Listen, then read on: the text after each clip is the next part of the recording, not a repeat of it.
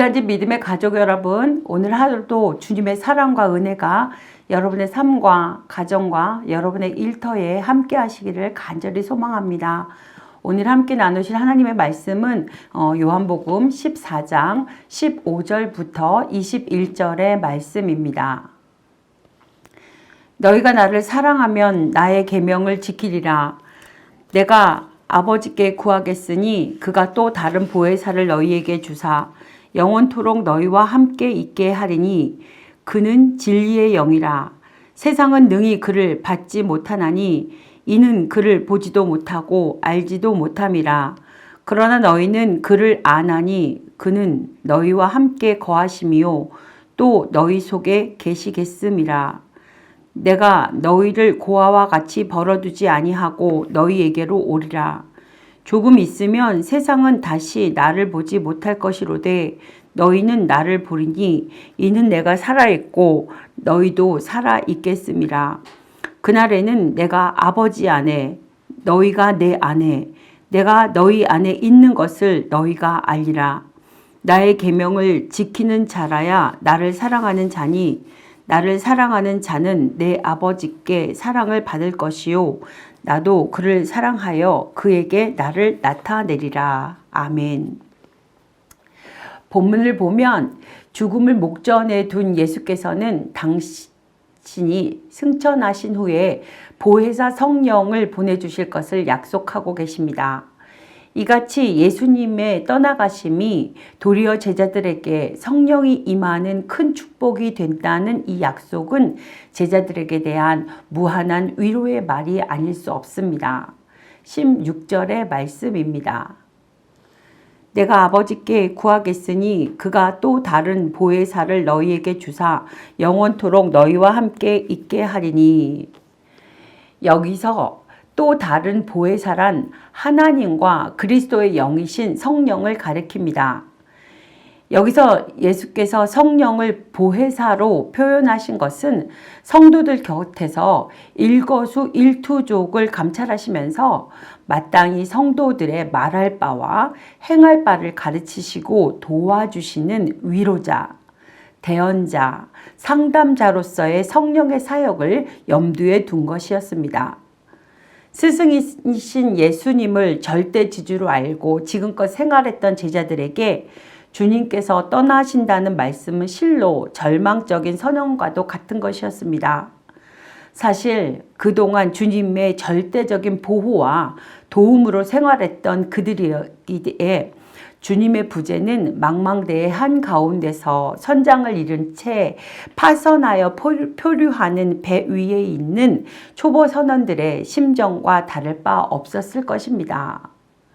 더욱이 제자들은 이제 주님의 명령을 받아 거칠고 험한 세상으로 나아가 복음을 전해야 할 당사자들이었습니다. 이에 주님께서는 모든 구속 사역을 마치시고 승천하시기에 앞서 제자들에게 당신을 대신하여 그들을 도울 보혜사를 약속하신 것입니다. 물론 이 약속은 단지 제자들만을 위한 것이 아니라 제자들과 동일한 형편에 있는 모든 성도들을 위한 것이었습니다. 성령은 주님께서 약속하신 또 다른 보혜사이십니다. 보혜사에 해당되는 헬라 언어는 곁에라는 의미의 단어와 부르다라는 의미의 단어가 합쳐져서 된 단어로 바로 곁에서 돕기 위해 부름받은 자라는 의미가 있습니다. 성령께서는 우리의 삶과 신앙을 돕는 자이시요 우리가 환난을 처했을 때의 위로자이시며 우리를 위해 세상에서와 하나님의 법전에서 변호하실 변호사이십니다. 그리고 우리 인생의 상담자이시며 또한 그리스도의 말씀을 가르치는 교사이십니다. 실제로 성령께서는 오순절 강림 사건 이후 제자들 및 성도들과 함께 하시며 그들을 도우시고 위로하셨습니다. 그리고 지금도 우리를 돕기 위해 바로 우리 곁에, 아니 우리 안에 계시며 우리의 모든 것을 책임져 주십니다. 그러므로 우리는 비록 거칠고 험한 세상을 살아갈지라도 염려할 것이 없는 것입니다. 보혜사 성령님께서 우리를 도우시기 위해 늘 곁에 계심을 믿고 담대히 행하면 됩니다. 또 어려운 일을 당했을 때는 기도로 성령의 도우심을 구하고 성령의 인도하심을 구하면 성령님께서 신속하게 그 문제를 해결해 주십니다. 18절에 보면 내가 너희를 고아와 같이 버려두지 아니하고 너희에게 오리라고 약속하셨습니다.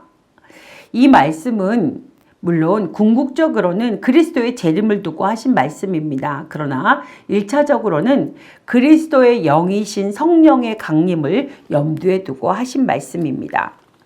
제자들은 그토록 믿고 의지했던 주님께서 자기들 곁에 떠나신다는 말씀을 듣고 마치 부모를 잃은 고아와 같은 참담하고 두려운 심정에 사로잡혀 있었습니다.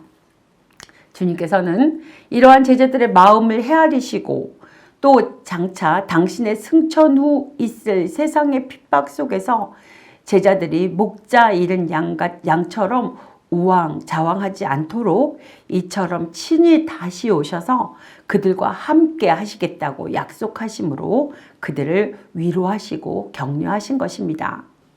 물론 주님은 이렇게 말씀만 하신 것이 아니라 그 약속대로 당신의 영이신 성령을 보내셔서 당신의 사람들과 함께 하시며 그들을 친히 도우사 그들로 승리하게 하는 삶을 살게 하셨습니다.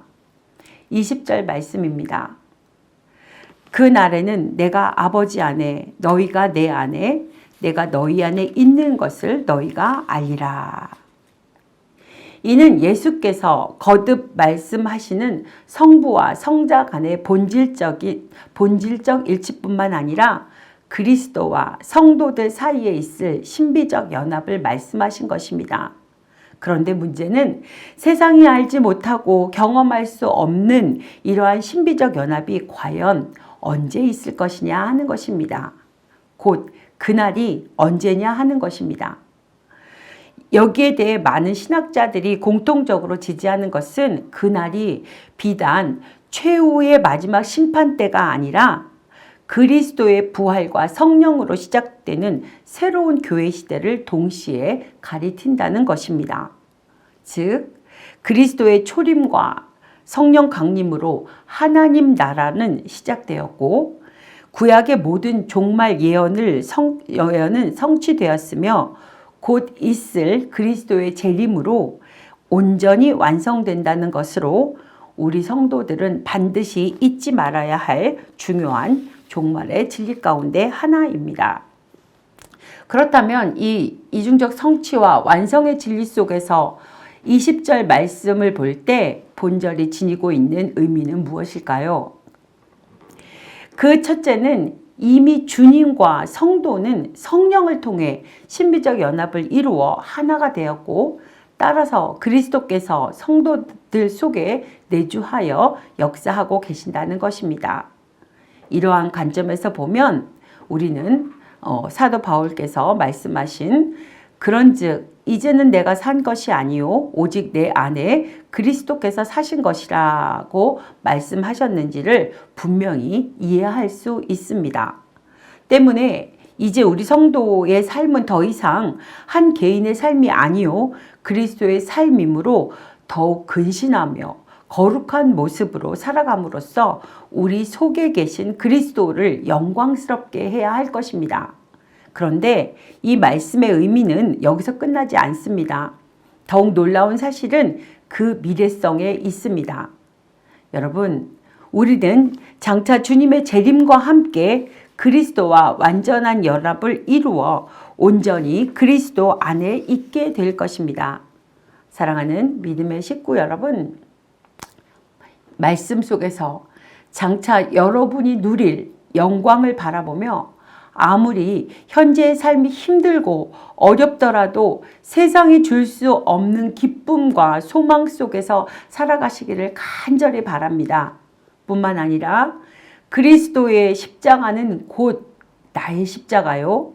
그 부활은 나의 부활임을 깨달아 이 땅에서도 주님처럼 날마다 십자가 지고 부활의 능력을 행함으로써 많은 사람들을 이 놀라운 영광으로 인도할 수 있는 작은 그리스도인들이 되시기를 간절히 소망합니다. 기도하시겠습니다. 보혜사 성령님, 저희들을 언제나 진리와 사랑의 길로 인도하여 주시니 감사드립니다. 우리가 성도로서의 삶을 살아갈 때 주님을 진심으로 사랑하게 하시고 주님의 계명에 순종할 수 있도록 인도하여 주시옵소서. 내가 아버지 안에, 아버지가 내 안에 계심으로 친밀한 관계를 늘 가지며 주님과 동행하는 삶을 살아갈 때에 하나님의 나라를 우리의 삶에서 이루어 나갈 수 있도록 인도하여 주시기를 간절히 기도합니다.